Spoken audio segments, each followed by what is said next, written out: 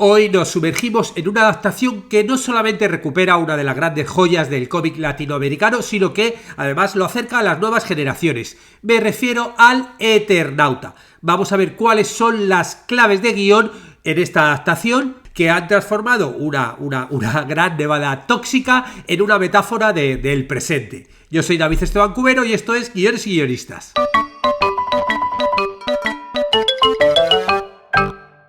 Y en cursosdeguion.com tenemos una nueva clase del curso de cómo distribuir cortometrajes. En este caso, la clase se la dedicamos a la estrategia. Es decir, si tú tienes un cortometraje, ¿cómo tienes que plantearte la estrategia para enviar a festivales, qué festivales, a plataformas, dónde lo puedes mover? Porque cada cortometraje y cada proyecto es distinto y debería tener una estrategia diferente para eso, para tener éxito. Y por cierto, ya está abierta la inscripción del nuevo curso, el nuevo taller Vomit Draft de cortometraje. Es un taller que empezamos la semana que viene, el 28 de mayo, y que a lo largo de 3 semanas, en tan solo 3 semanas, todos los participantes van a acabar con su guión de cortometraje escrito. Sí, es así, por eso se llama Vomit Draft, vomitona. Es un taller a prueba de bombas con vídeos, PDFs y sobre todo conexiones. 3 conexiones en las que hacemos ejercicios, analizamos el guión. Si te interesa, busca la información en cursosdeguion.com y apúntate porque comenzamos el miércoles 28 de mayo, por cierto, el cumpleaños de mi madre, y solo hay 15 plazas. Nos vamos ya con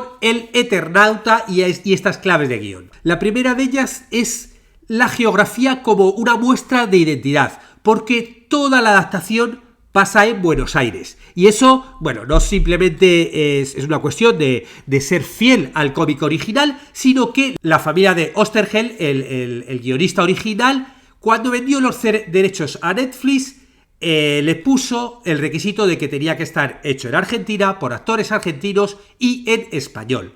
Esto, dices, bueno, podría ser algo lógico, pero no. ¿No? Muchas veces compran los derechos de una historia y luego ya hemos visto, por ejemplo, una historia como esta desarrollada muchísimas veces en Nueva York, ¿no? Estas historias apocalípticas, o hemos visto ejemplos de Viven, ¿no? La película de los Andes, protagonizada por Ethan Hawke, en inglés. O sea que aquí se garantizaron que todo iba a pasar en Buenos Aires y eso le da un aire muy especial a toda la historia, ¿no? Vemos estas avenidas vacías de Buenos Aires, esos clubs de barrio, o sea, el halo de que esté hecho en Buenos Aires le da un toque súper especial. Además, como lo hicieron, ¿no? Que grabaron todas las imágenes y luego lo reproducieron en pantallas LED. Si queréis investigar, buscar un poco por YouTube, porque te muestran cómo lo hicieron. Hace que eso, como que realmente veas los cables, las veredas, todo está como en la realidad.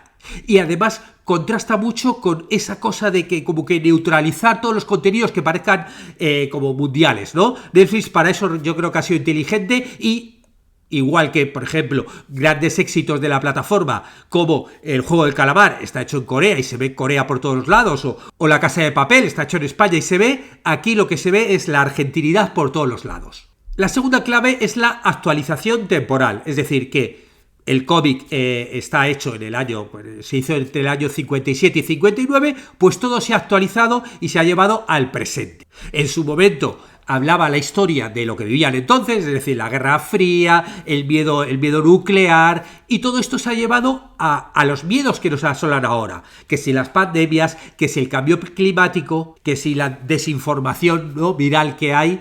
Y claro, al fin y al cabo, aquí los autores querían ser fieles al original. El original te estaba hablando de lo que pasaba entonces y al pasarlo en la actualidad nos hablan de lo que está pasando ahora. Y claro, ahora vivimos un presente muy hiperconectado, con lo cual las metáforas son un poco distintos. Aquí ya son los teléfonos móviles, los celulares lo que no funcionan, las aplicaciones y todo. Y el colapso es diferente, ¿no? Como hemos visto, por ejemplo, en España se ha visto ahora con el apagón que estuvieron muchas horas, nos hemos dado cuenta de la dependencia que tenemos a la electricidad. Y de ahí viene otro de los conceptos de la serie, que es esa cosa de revalorizar lo antiguo. Esa frase que se ha hecho tan viral de lo viejo funciona, Juan. Claro, porque cuando se va la electricidad en la serie, realmente lo que funciona son la radio de onda corta, los coches antiguos, que bueno, era lo que funcionaba en los años 50, que ahora siguen funcionando. Es decir, todo lo que no tiene circuitos y electrónica muy desarrollado es lo que funciona. La tercera clave sería la política subterránea que tiene todo el relato.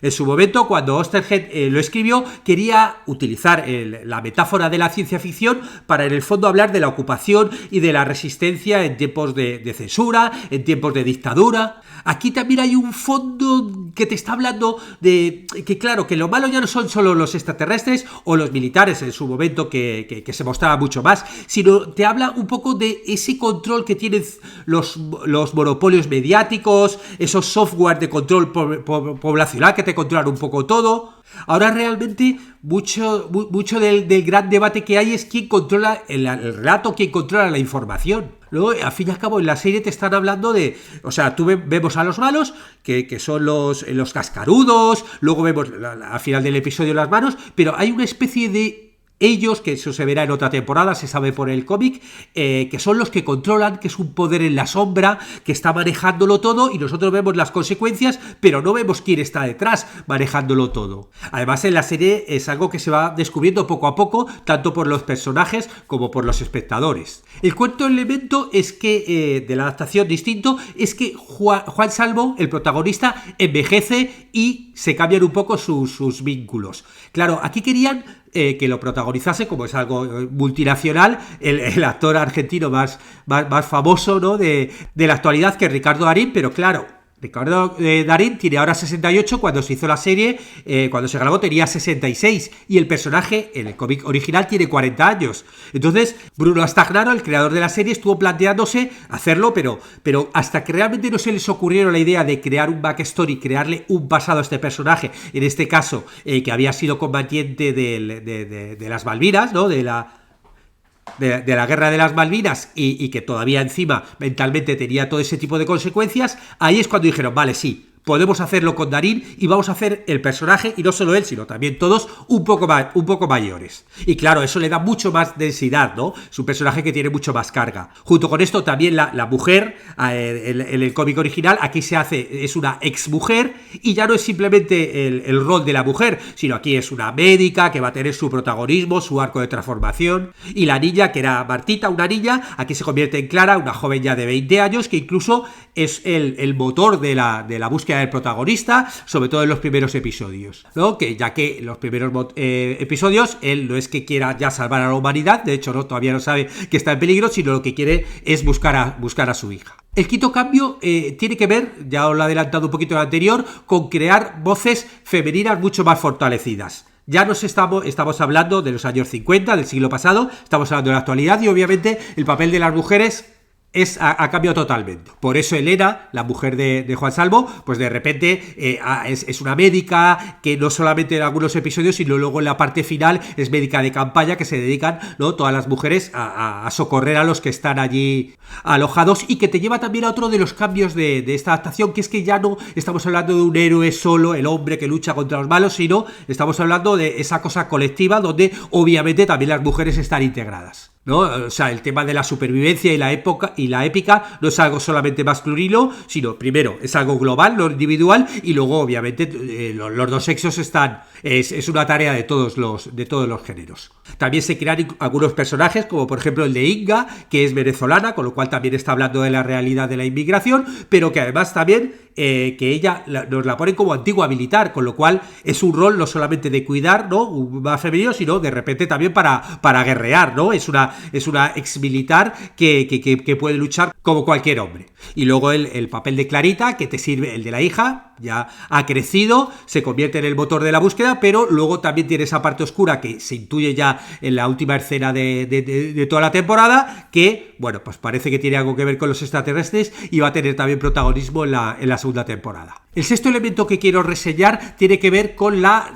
narración, ¿no? Por un lado, ese narrador que está presente en la historia del cómic, ¿no? Esa especie de eternauta que llega y se presenta al guionista y le cuenta todo y que te crea una historia marco. Eso desaparece totalmente en la adaptación. Aquí entramos ya directamente en el presente, la nevada, el miedo, y no hay nadie que nos esté contando una historia, sino que la estamos viviendo. Y luego a nivel narrativo es muy curioso el tema del doble objetivo. Yo ya hablé del tema de las historias con doble objetivo cuando hablé en el podcast de la estructura de 9 actos de David Siegel, que también creé un curso en la plataforma. que son historias donde hay un objetivo, que es el objetivo inicial, con el cual el protagonista o los protagonistas van luchando, pero llegado un momento en la narración aparece otro objetivo mucho más grande, que es el objetivo real. Aquí la historia del doble objetivo funciona con un primer objetivo, que es el de buscar a Clara, que el protagonista durante los primeros 4 episodios es el motor, buscar a su hija, pero llega un momento donde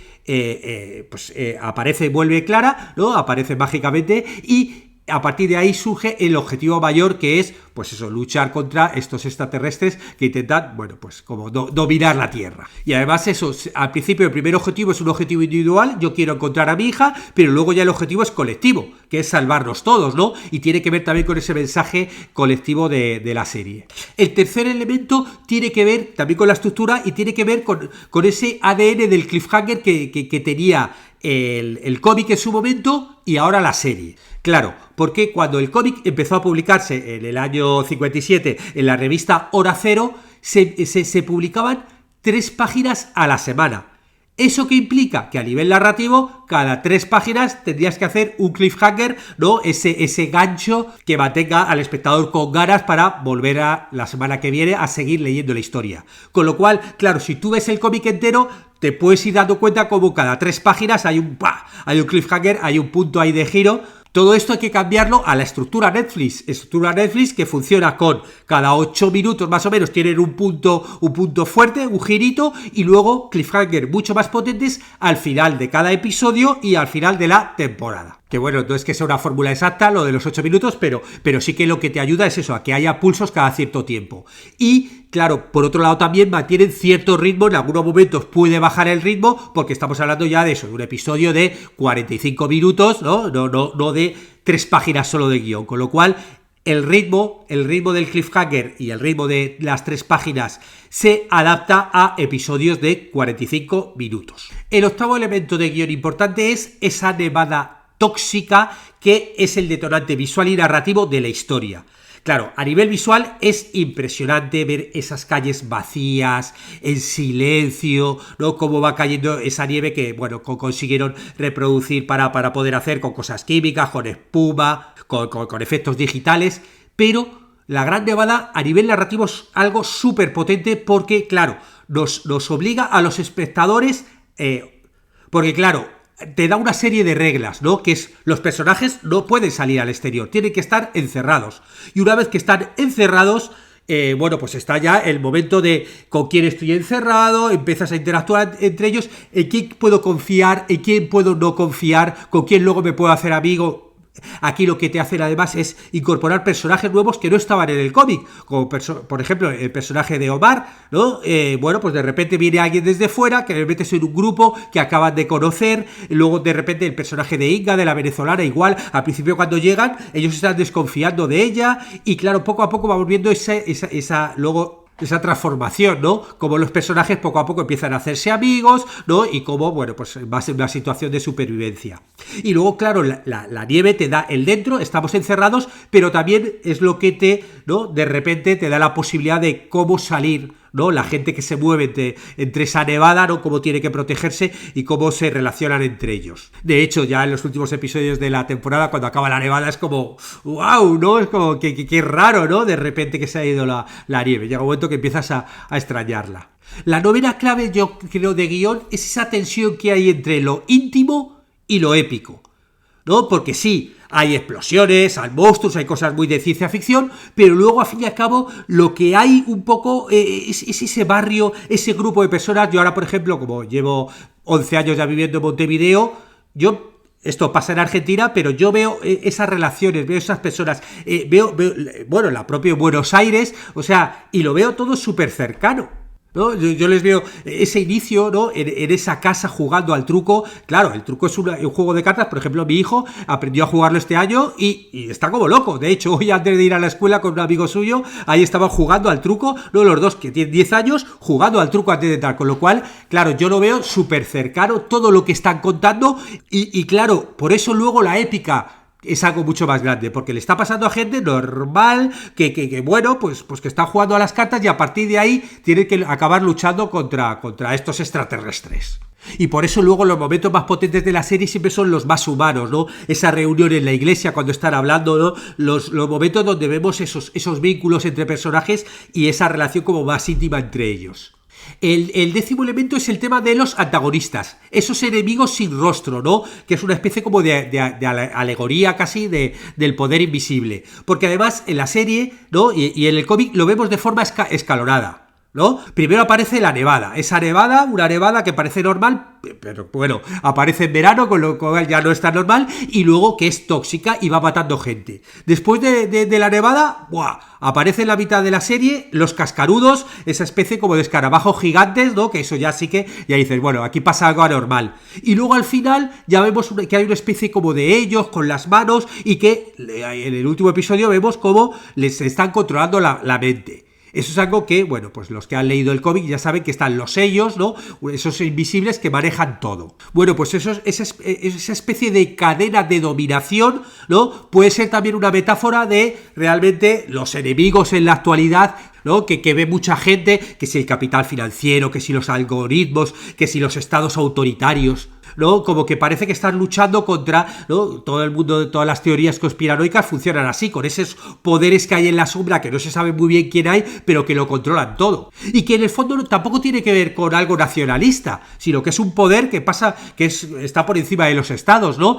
Y la serie se ve, ¿no? Empiezan a comunicarse y ven que estos extraterrestres, pues que están también en Uruguay, que están en Brasil, o sea que es algo mundial. Ya no es que esté luchando Argentina contra otro país, sino que realmente es un poder oculto que está intentando controlar el mundo entero. La 11ª clave es el legado de Oesterheld, del autor, del escritor, como subtexto, porque claro, tiene una historia alucinante, ¿no? Que, bueno, mucha gente no la conocía, pero en el año 1977 fue secuestrado, fue desaparecido junto con sus 4 hijas, 2 de ellas estaban embarazadas, yernos, y claro, se convirtió también como una especie de resistencia cultural ya el propio Eternauta, la propia historia, ¿no? Y claro, hay mucho de todo esto, de esa cosa del héroe colectivo que se rebela contra el poder invisible dentro de toda la historia, ¿no? El propio Oesterheld, en una introducción de uno de sus cómics, decía eso, como que el héroe verdadero del Eternauta es un héroe colectivo. El grupo, ¿no? Como que el héroe solo nunca iba a salvar, que al final nos teníamos que salvar entre todos. Y la serie justo se estrenó la semana del aniversario de la desaparición, con lo cual, bueno, es una especie también de homenaje, de puerta de entrada a esa memoria política argentina. Y el último elemento es que están preparando, ¿no? Cómo van preparando el terreno para la franquicia. De hecho, justo confirmaron antes del estreno la segunda temporada y ya están preparando la segunda temporada, cosa que es curioso porque lo confirmaron antes del estreno, pero luego la serie ha sido un éxito, ha sido la serie más vista en muchísimos países.